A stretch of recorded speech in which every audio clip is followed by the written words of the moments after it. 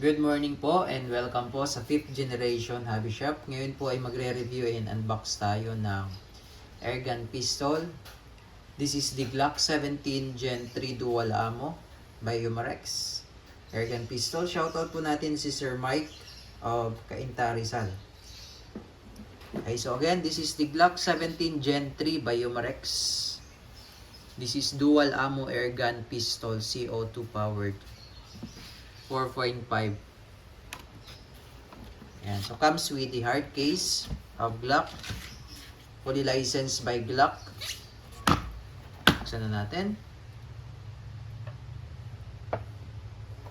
Ayan. So, this is the Glock 17 Gen 3 with full markings.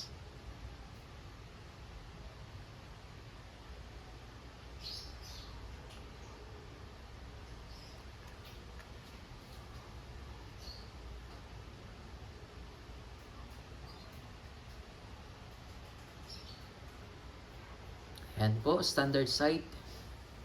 Meron din siyang accessory rail para sa flashlight.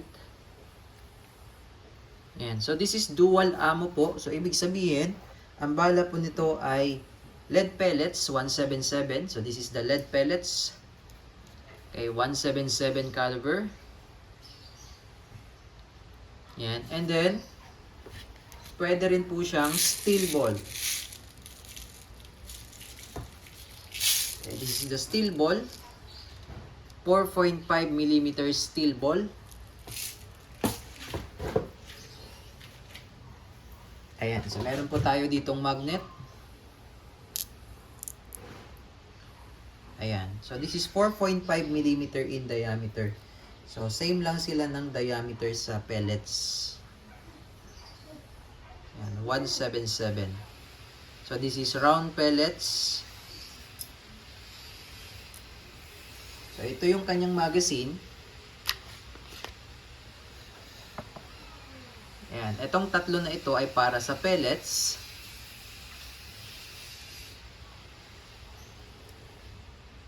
At ito pong nag-iisa ay para sa steel ball. Ayan. Yan po yung kanyang magazine. Ito yung sa CO2.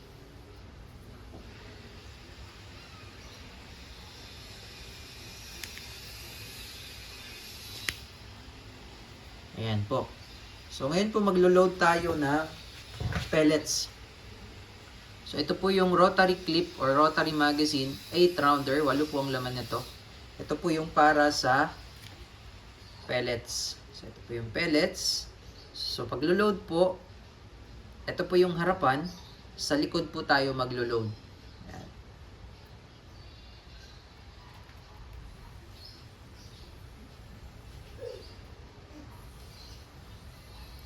Walo po ang laman nito. Ayan. Pwede rin po kayong gumamit ng pointed pellets, yung flat yung dulo, as long as 177. Okay? Wag lang po kayong gumamit ng mga local na pellets. Kailangan po yung mga imported pellets 177. Ayan po.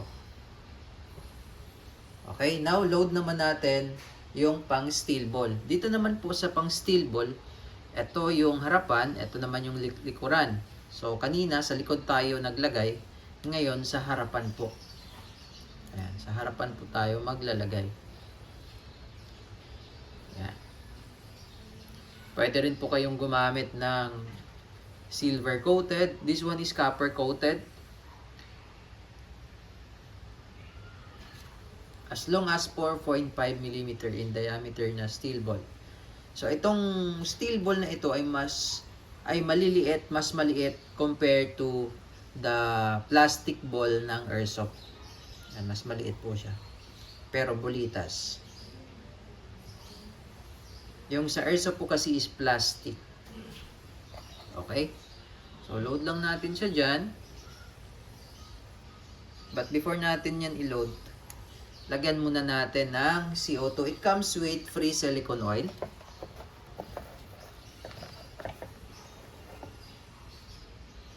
And also the cleaning rod. Kaya doon yan sa barrel. Pag maglilinis po kayo ng barrel, at the same time, pwede rin siyang gamiting pang panundot ng bara. Also comes with the owner's manual, of course, and the maintenance manual. Humarex German Engineering. This is made in Germany po. And the Allen wrench. Para dun sa screw, pinakita ko kanina. Dito. Para pag hihigpitan nyo po, yun po ang gagamitin yung screw. Allen screw. So ngayon maglalagay po tayo ng CO2.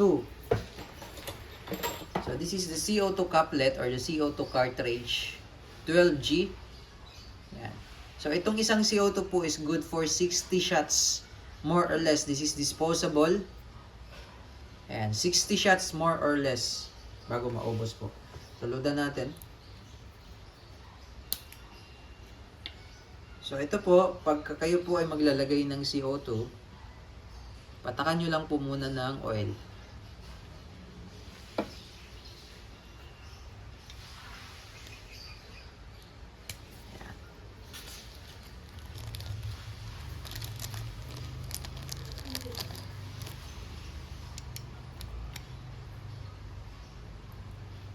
And then, hihigpitan na po natin.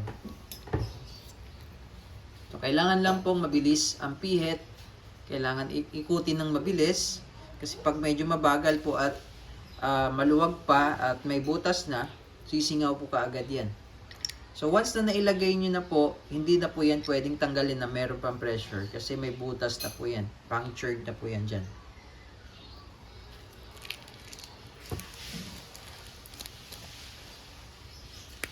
Ngayon po, ilo-load natin yung mga rotary clip.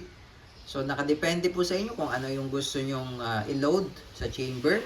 Kung yung pellet or yung steel ball. So, ililipat nyo lang naman po yan.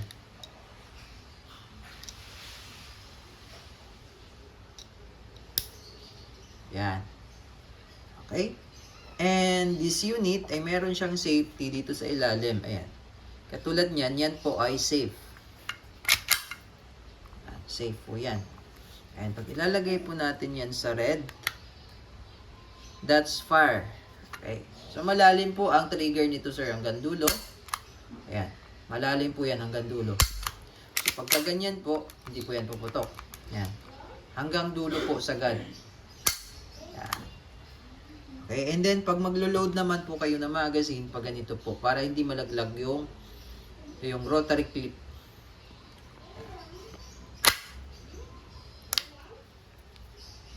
Okay, ready for testing. Glock 17 Gen 3 dual ammo, officially licensed product of Glock.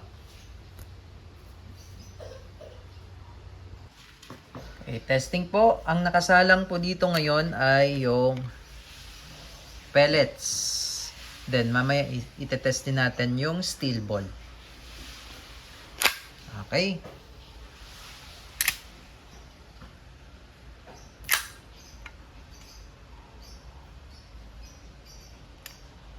Firing.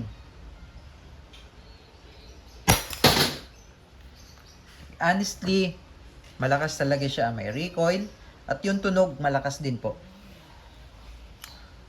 So, pwede po siyang pang hunting short range.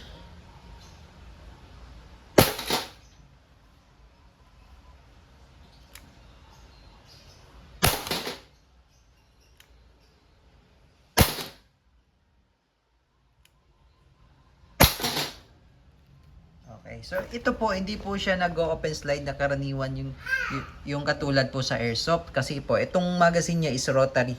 So, hindi siya spring. So, ngayon po, hindi lang natin inubos yung bala. And meron pang 3. Ngayon, ililipat natin, kasi wala na po tayong target. Ililipat lang natin yung steel ball.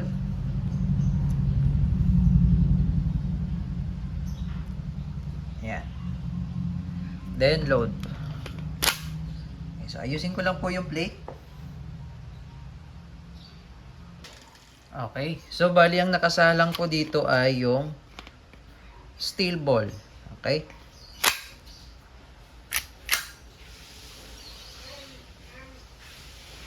Firing.